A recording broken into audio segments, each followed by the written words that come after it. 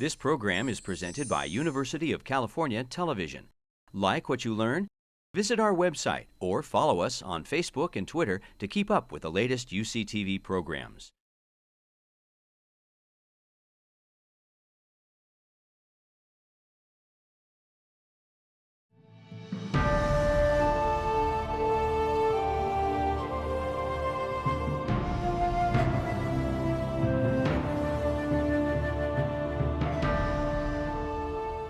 Good morning and welcome to the 2013 Philomathia Forum on Water, Society, Water, Climate, and Society, Challenges and Strategies in a Rapidly Changing World. My name is David Ackerley. I'm a professor in the Department of Integrative Biology and the chair of today's event, and organized it together with David Sedlak of Civil and Environmental Engineering. Water serves the most basic of human needs, from the glass of drinking water, so easily taken for granted, to the rains that support the farms, fish, and forests of our blue planet. At the same time, too much water can sweep away livelihoods, and too little leaves crops wilted in the field. Building a sustainable and resilient society in the 21st century is our greatest challenge. A century in which the human population is expected to peak, even as a changing climate disrupts the very foundations of modern society. Critical decisions will be made in the next 10 to 20 years that chart the course of human well-being in this century. And here at Berkeley, as at all the world's great universities, we carry a responsibility to rise to this challenge. Today's symposium brings together leading voices from inside and outside the university to examine the intersection of water, climate, and society, and to identify opportunities for university research to inform decision makers as they grapple with the societal challenges we face in this century.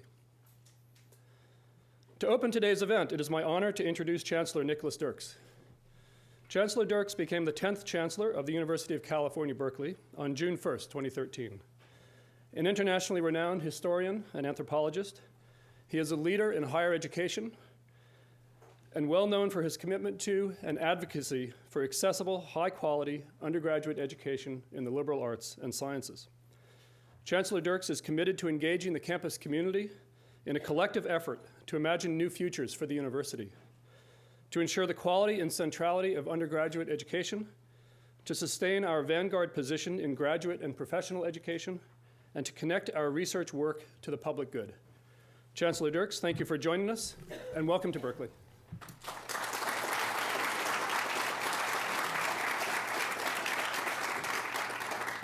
Thank you, David, and welcome to this critical and critically important conference today. I'm delighted that you've joined us, and I am extremely grateful to the Philomathia Foundation for their consistent support of the University of California in Berkeley on these absolutely key strategic priorities. I'd like to thank all the faculty who have been part of the development of the symposium, especially David Ackerley and David Sedlak from the Department of Environmental and Civil Engineering. They co-chaired the faculty committee that organized the symposium this year. But back to the Philomathia Foundation, the foundation's contributions to supporting science at UC Berkeley, especially in the energy and environment arena, have greatly advanced our research activities in so many fields. And it's fitting, indeed, that we can link the science that we have here to the kinds of issues that this conference and symposium is addressing, thanks to their support. I'd also like to thank the keynote speakers, panelists, moderators, and student rapporteurs from the Graduate School of Journalism for participating in the exciting program today. And thanks also to the many researchers who were involved in creating the poster displays in the gallery.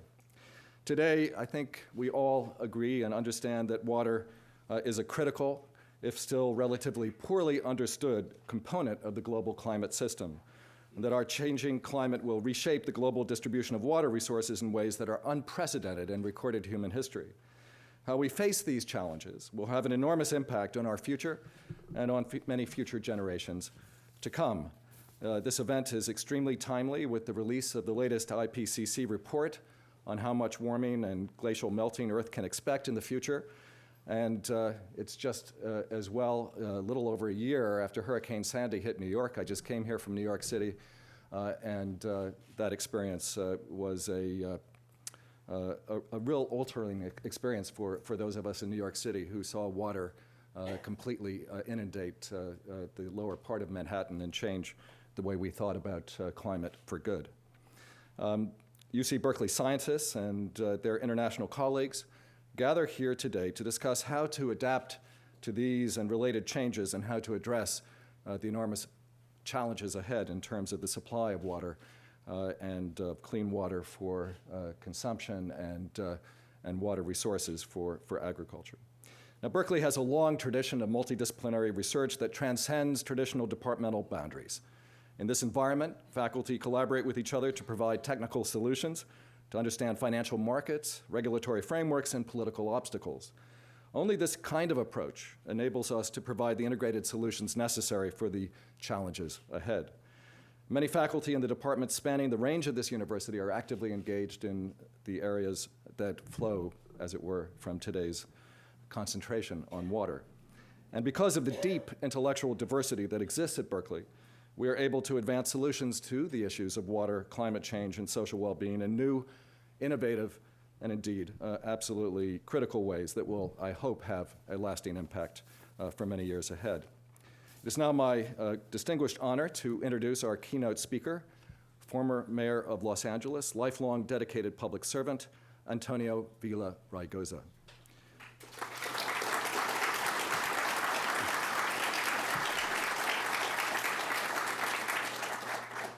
Our speaker, while attending the University of California in Los Angeles, established himself early on in a tradition that we embrace here at Berkeley as well, as a student leader in civil rights and in the anti-war movement. As a union organizer, labor leader, and speaker of the California Assembly, he earned the admiration of allies and adversaries alike with his formidable skills for building consensus across party lines, ethnic divides, and other kinds of boundaries. As mayor, he emerged as a dynamic and indeed national spokesperson for sustainability, green growth, and increasing investment in America's cities. Some of the highlights of his administration include action that pushed urban water use down about 20% from where it was when he took office. He implemented aggressive strategies to meet the Kyoto Protocol for reducing greenhouse gases 4 years ahead of schedule. And by the end of his second term, the city was using 20%, was getting only 20% of its energy from, getting up to 20% of its energy, from renewable sources. And having visited Los Angeles regularly over the last 20 years, because my mother is there, I've seen the visible result of changes in air quality that I think our mayor deserves special credit for. We are very fortunate to have you with us today, so please join me in welcoming Antonio Villaraigosa.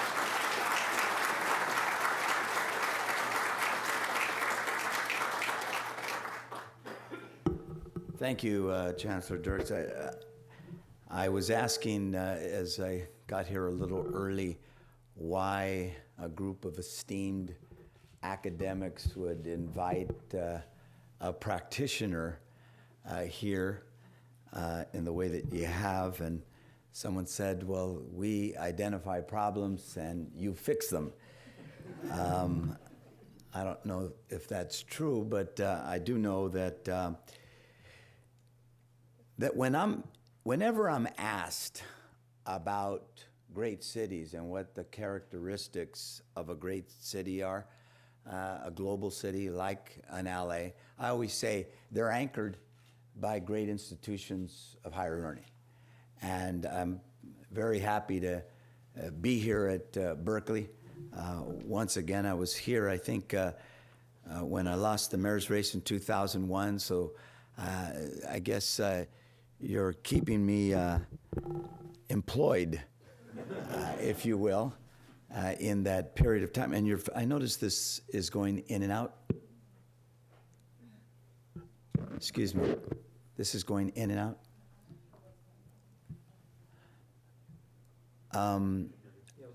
Good. It's okay now. I actually wanted to speak from there because I saw I couldn't bring notes up here with this apparatus. So I'm ready to speak from wherever. But great institutions of higher learning anchor great cities. And what you heard a little, and I'm going to share with you a little more about what we did around climate change and water, obviously energy issues in LA. But we couldn't have done as much as we did if we didn't have, great institutions, UCLA, Caltech, SC, anchoring. Our adaptation study, which I'll talk about in a minute, was performed by Alex Hall at UCLA. It is indeed an honor to be here. And let me share with you from a practitioner's view, and particularly in a place like LA. I always say if I had been in San Francisco, we actually probably could have done even more. But we had a lot of pushback on the things we did. When I started out as mayor in 2005, I said, dream with me. We're going to make LA the cleanest, greenest big city in America. Now, most of you know at that time, LA and still has dirty air in comparison to other cities. We're in a city known for smog, not sustainability. And so when they panned the audience when I said that, you saw a number of elected officials, by the way, a couple of them from Northern California. They smirked when I said we would make LA the cleanest, greenest big city in America. Well, a few days later, we signed on to Kyoto. About 150 mayors had signed on to Kyoto back then. There are now, as I understand it, close to 1,200 who have signed on to Kyoto in a country that still hasn't signed on to Kyoto. And as you know, Kyoto says you'll reduce greenhouse gas emissions by 7% of 1990 levels by 2012. When we committed to that, I mean, virtually everyone said, well, good luck.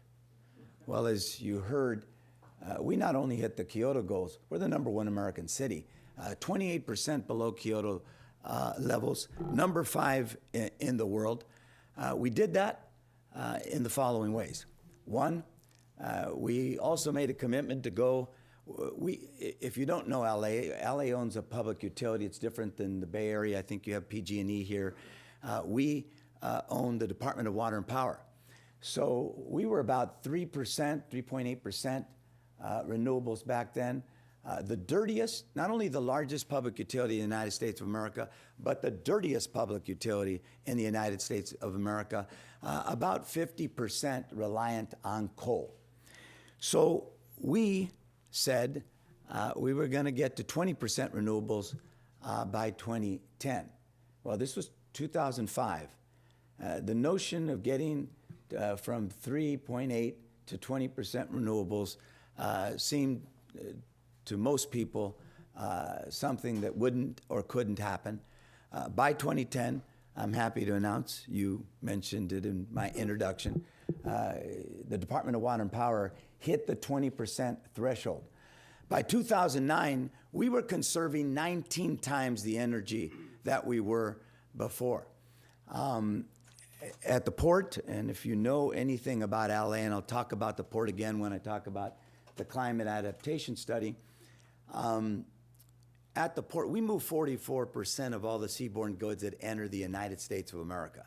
So Oakland's a big entry, but it's nothing like LA. It's LA, Long Beach, 44% of all the seaborne goods. It's also one of the, other than cars, one of the biggest generators of pollutants, SOx, NOx, PM, all generated because of that port activity. So almost immediately, I said, well, look, if we're going to reduce our carbon emissions, we're going to have to clean up our port.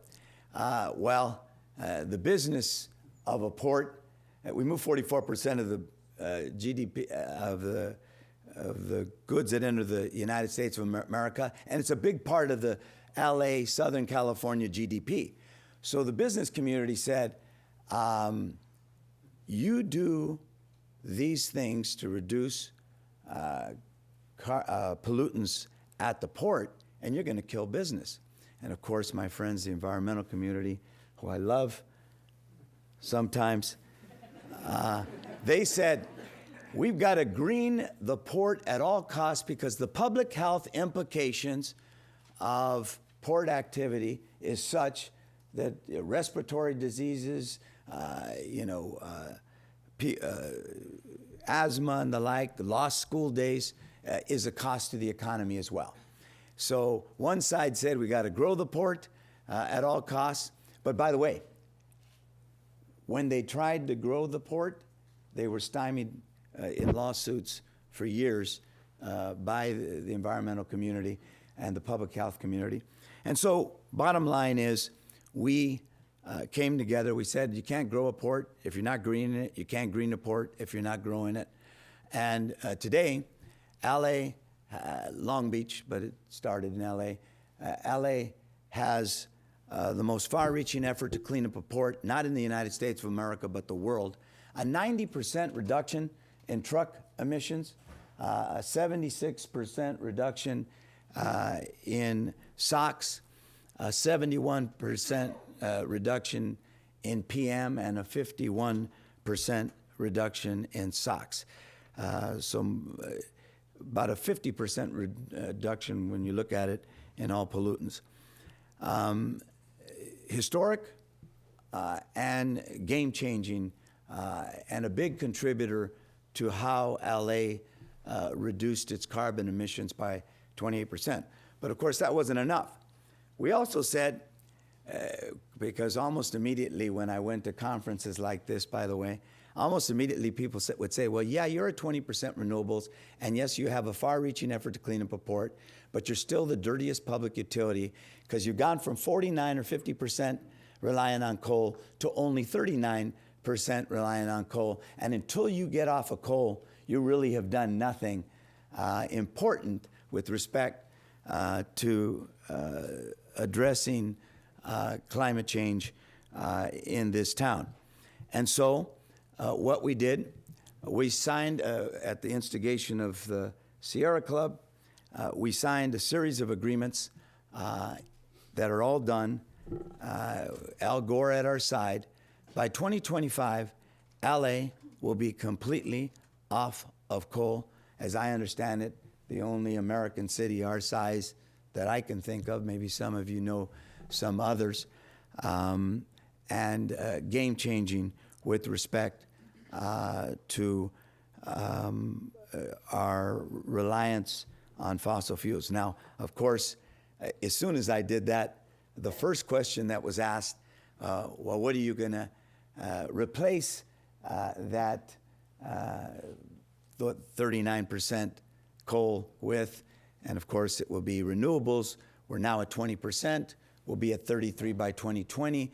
We'll be out of one coal-fired plant in 2015, the other by, we said 2025, but we expect by 2022. The question was asked, what will you replace it with? And of course, we'll replace it with renewables. We expect to be at 33% renewables by then, but also natural gas. And of course, the first question is, are you fracking to get some of that natural gas? And the answer was, yes, we are, for some of it. That didn't go well with some people, but the fact of the matter is, we're getting completely off of coal. How else did we address climate change in LA? And I'll get to water in a bit, but we focused a lot more on air quality because of the fact that LA was so known for the dirtiest air. We went to San Francisco and saw that they had one of the toughest green building standards in the United States of America.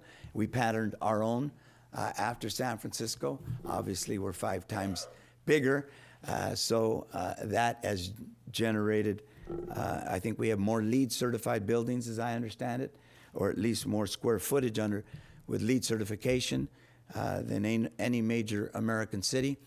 We've started a clean roof, a green roof and a cool roof program, much as Chicago has done. They pretty much have led the way. We have retrofitted governmental buildings, kind of energizing that effort. And if somebody can get me a glass of water, that would be good. Since I'm keynoting, I understand they'd like Oh, thank you. Me to speak a few minutes longer. Water is key. That was his, not mine. But I used it anyway. Oh, thank you. You're very kind. More water is even better. So we then did a couple other things. 4,500 traffic signals in LA. Every single one today, every single one, LED lights.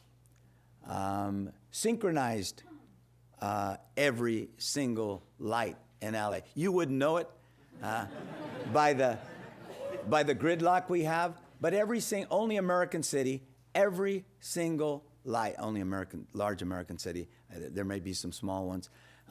Only American city, every single light. And if I would have been able to have a presentation here, I would have told you how many. I think it's 1 million. It's a big number what it does to climate change. Our carbon emissions. But then with the Clinton Global Initiative, they gave us an idea. They said, you have 140,000 street lamps. What if you retrofitted every single one of those incandescent bulbs with LED? Do you know what you would save over time? I said, well, we don't have the money to do that. That's going to cost us millions. Well, actually, we could bond against the savings, and we had some bond people demonstrate how. Today, LA, every single modern lamp, there's the old lamps that we have that we will have to do, the next mayor will have to do. But 140,000 street lamps. I think Guangzhou is number 2 at 66,000. Number 1 city in the world. And then we did something else. Because you all know LA's known for its addiction to the single passenger automobile. In fact, Jennifer Walsh, who's now here at Berkeley, was with me when invited me to SC. I went to SC when I lost the mayor's race in 2001. We put together a booklet called Beyond Sprawl, and in it we talked about growing greener, we talked about growing safer, growing more civic-minded, growing together, and that became the blueprint for what we did in the 8 years that I was mayor. I'm now at SC chairing the Center for the Restoration of the California Dream, which will be a blueprint for something else, but we'll talk about that another time. I saw you didn't get that. Think about it.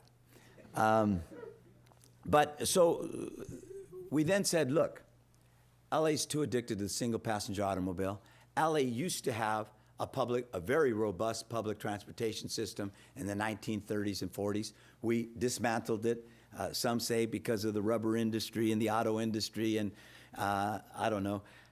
We built a bunch of freeways that we immediately filled up, and gridlock is the answer. So, I said, well, why don't we start building public transit again? And of course, everybody smirked and looked at me and they said, that's a $40 billion proposition. That's not going to happen in LA, not in the middle of a recession. We put a half-penny sales tax. In California, I don't have to tell you, we're all Californians. We're one of those states that you need a 2/3 threshold to pass a tax and a bond. And notwithstanding that, we got the 2/3 of the LA area to support a $40 billion effort to rebuild public transportation in LA. In the 8 years that I was mayor, we opened up 3 light rail lines, 1 busway. We're in construction in 4 more. We have a plan to accelerate 30 years of funding. It was supposed to be 10 years, but maybe a 15-year period of time. Game-changing with respect to climate change. Everything that we're doing and every planning decision that's made in the city is made with a focus on public transportation along corridors. I don't have to tell the urban planners here that that's what every other city in the world has been doing for decades. LA's finally come into the 21st century. We build along density, along transit lines, density along transit stations, creating neighborhoods, and incentivizing development. What have we done around water, which I know is the primary focus of what you did, of what you're doing today? Well, almost from the beginning, well, first of all, when I ran in 2001, we were on a path to do water recycling, not just for parks and golf courses, but water recycling for, for home use. Orange County is doing it. Other cities do it. It got mired in mayoral politics and demagoguery, and they killed a very important program that I brought partially back once I became mayor.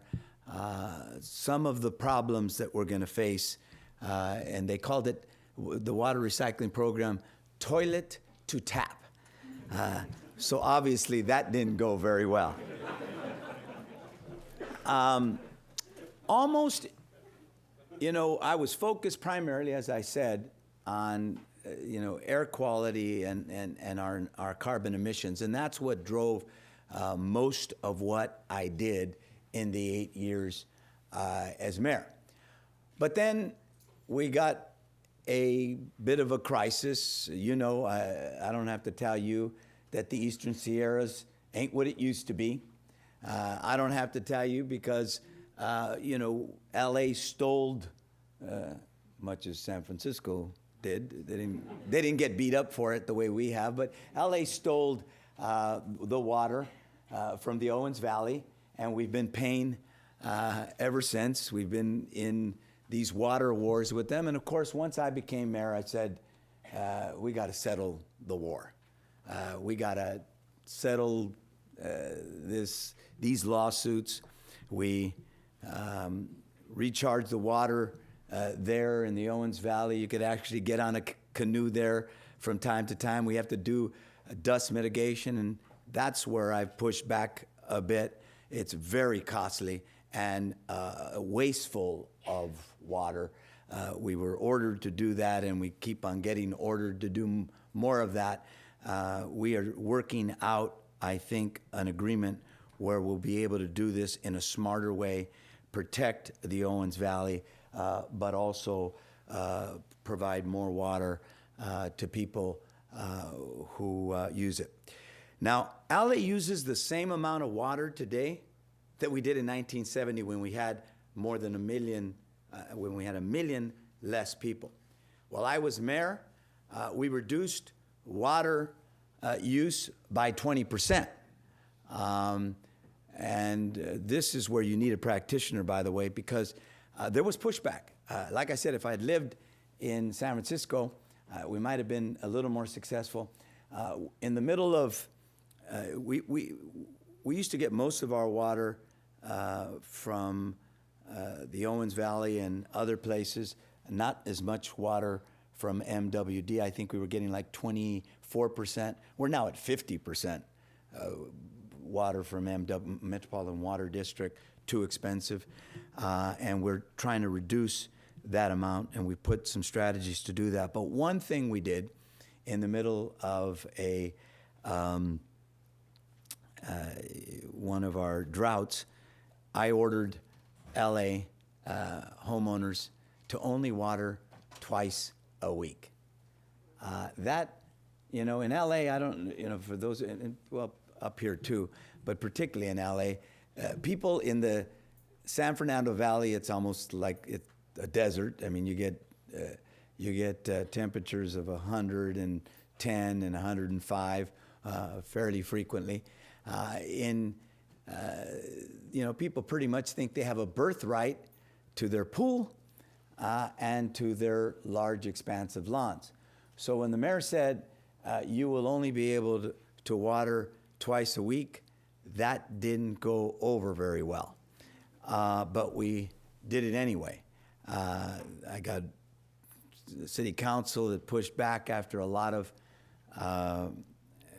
resistance from homeowners over a few 6-month period of time to 3 days a week, but we still only can water 3 days a week in a city where we used to water 7 days a week. Before, you could water in the middle of the day. You could water at any time during the day. Now you have to water at certain periods where it makes more sense, where the water doesn't dissipate as quickly.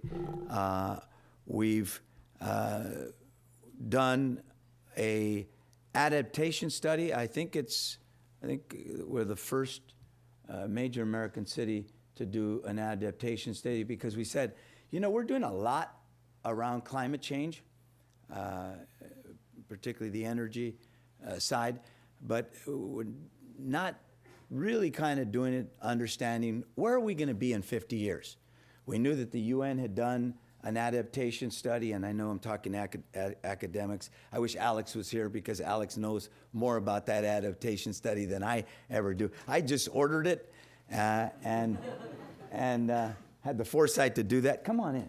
Just this is just a talk. But I knew early on, and particularly because of the resistance we were getting with almost everything we were doing, because when we went to 20% renewables, if you followed the fight, LA ratepayers said it was too expensive. And of course, the demagogues on my city council joined, even though we were paying less at the DWP than the investor-owned utility down the way.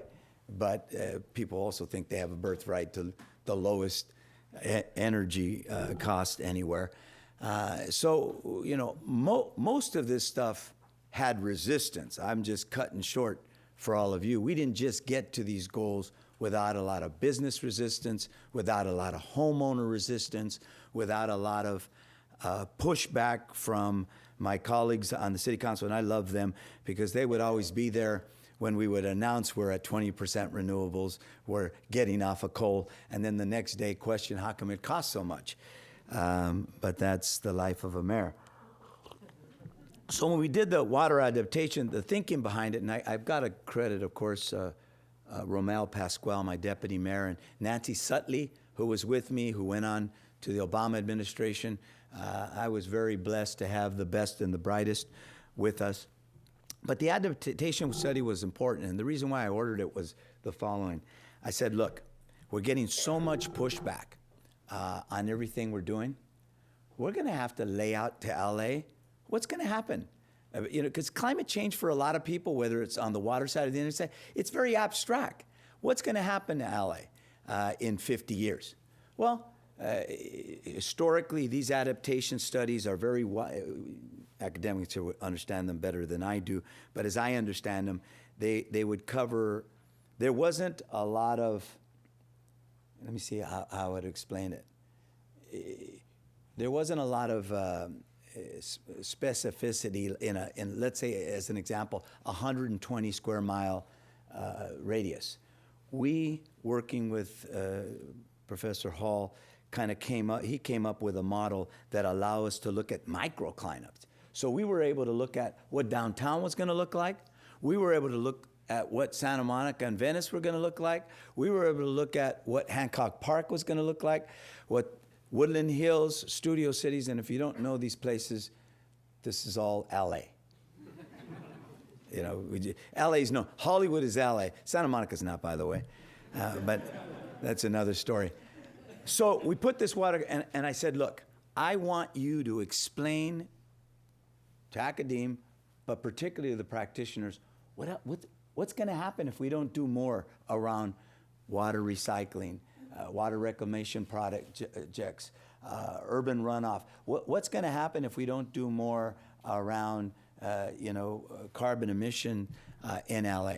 And it came back, fairly seminal study, and told us the following.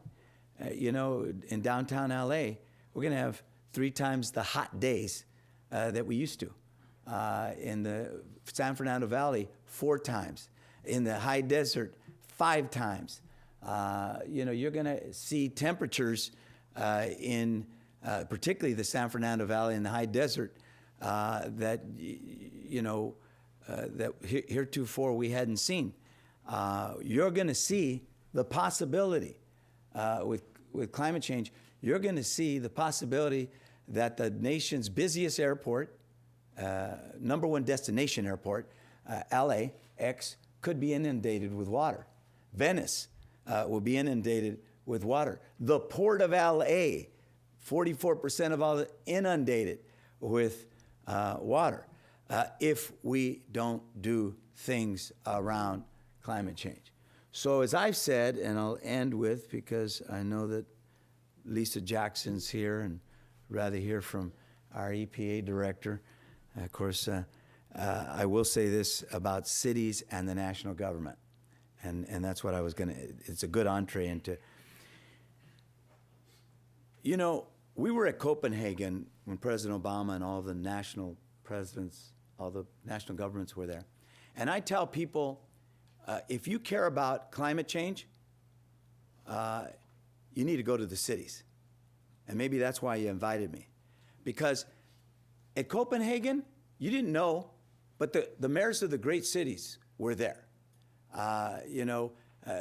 LA, New York, London, Mexico City, Paris, Rome. I believe Shanghai and Hong Kong were there. Tokyo was there. The mayors of the big cities were all there. The presidents and the national governments were there as well. The presidents were pointing fingers at one another, engaging in the blame game. Who's done more to bring us to where we're at? You want me to do more than I should, even though I'm just starting out and you're already, a well-developed, industrialized nation. That kind of thing. We were also going like this, but to see who could outdo one another. So London and LA, as an example, both bought into the Clinton Global Initiative to retrofit their street lamps. I think they're at 24,000. We are at 140, but but they've reduced carbon emissions by more than LA. I think they're at 40%. We're at 28. So I would submit to you, whether it's issues of water or climate change, the carbon emissions, I would submit to you that if academe wants to get things done, they need to go to mayors, and particularly the mayors of the big cities, of the New York, Chicago, LA, Shanghai, Mexico. All of us are trying to outdo one another. We just are.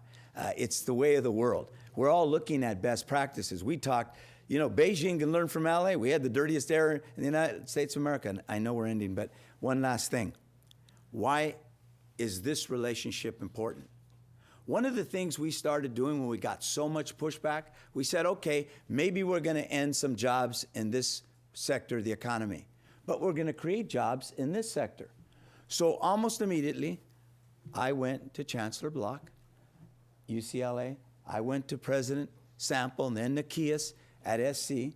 I went to the head of Caltech and I said, we need to work together.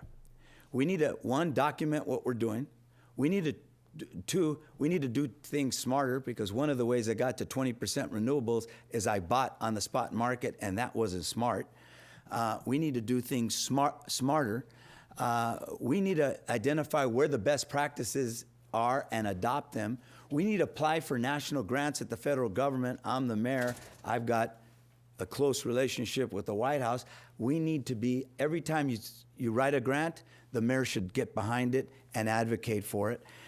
We need to create a clean tech corridor and an innovation center, the LaCrette Center, that we broke construction, so that we're developing the technologies that will clean up our city and then clean up cities around the world and make us a clean tech center.